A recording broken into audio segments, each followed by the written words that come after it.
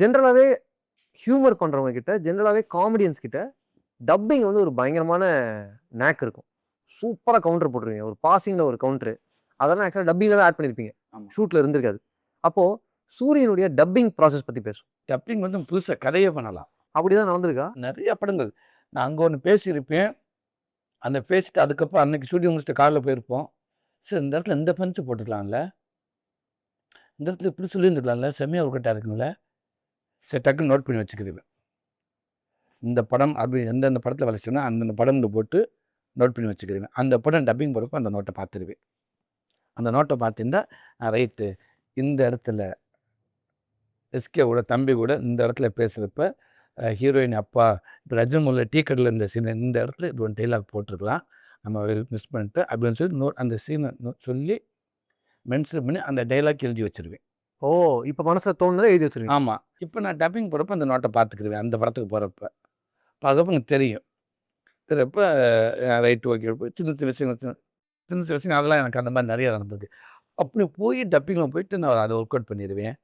அப்புறம் டப்பிங்கில் கொஞ்சம் நம்ம லேசாக நம்ம பின்னாடி நம்ம லிப்பில் சில விஷயங்களை மாற்ற முடியாது. ஆனால் கொஞ்சம் கை இந்த பாசிங்களை மாற்றிடுவேன் டைலாக்கை. சில விஷயங்கள் லிப்பில் தெரிஞ்சு போய் நம்ம வேற ஒன்று பேசியிருக்க முடியாது. ஆனால் என்னுடைய ஓவர் ஷோல்டர் ஷாட்டில் பின்னாடி ஆமாம் பேக் சைடில் டைலாக் மாற்றிடலாம். இதில் மாத்திரதான் பெரிய பண்ணிடுவேன். அதுக்காக என்ன பண்ணி சில ஷாட்டில் சரியாக டைலாக் வராது, சில அர்ஜென்ட்டாக இருக்கும். சில நேரத்தில் வந்து நமக்கு சீன் நமக்கு திருப்தி ஆகாது, சரியாக பஞ்சு வரலன்னு ஃபீல் பண்ணியிருப்போம், என்னடா இது அப்படின்னு. இருந்தாலும் சூழல் சீமா தாட்ஸ் ரெடியாக இருப்பாங்க, டேரக்டர் ரெடின்னு சொல்லியிருப்பாங்க. இப்போ நமக்கு கூட்டு மண்டே குத்திட்டு இருப்போம்.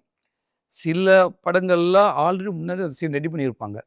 சில நேரங்களில் ஸ்பாட்டில் டக்கு டக்குன்னு ரெடி பண்ணுவாங்க. ஸ்பாட்டில் யோசிக்க எல்லாமே நல்லா இருக்க மாதிரி தோணும். நீங்கள் அதவே ஒரு ½ மணி நேரம் இல்லை 1 ஹவர் இல்லை மறுநாள் கழிச்சு யோசிச்சு பார்த்தீங்கன்னா அது பத்தாமல் இருக்கும். Sir super point.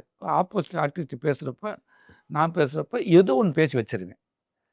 அதுக்கு பதில் அது வீக்காக தான் இருக்கும், ஆனால் பேசி அந்த சில இடத்துல இப்படி திரும்புறப்ப கூட கையை வச்சுட்டு இப்படின்ட்டு ஏதோ ஒரு மைண்ட் வாய்ஸ் மாதிரியே இப்படி வச்சிருவேன். இல்லை கை இப்படி வச்சிட்டோம்னா இல்லை நிறைய டைலாக் மாற்றிக்கிடலாம், இல்லையா இப்படி பேசிட்டு அப்படின்னு வச்சிருவேன். இங்கே போட்டுக்கலாம், இங்கே போட்டுடலாம், அச்சம் இல்லையா இன்னும் போட்டுலாம் அப்படி அப்படின்ட்டுருவேன்.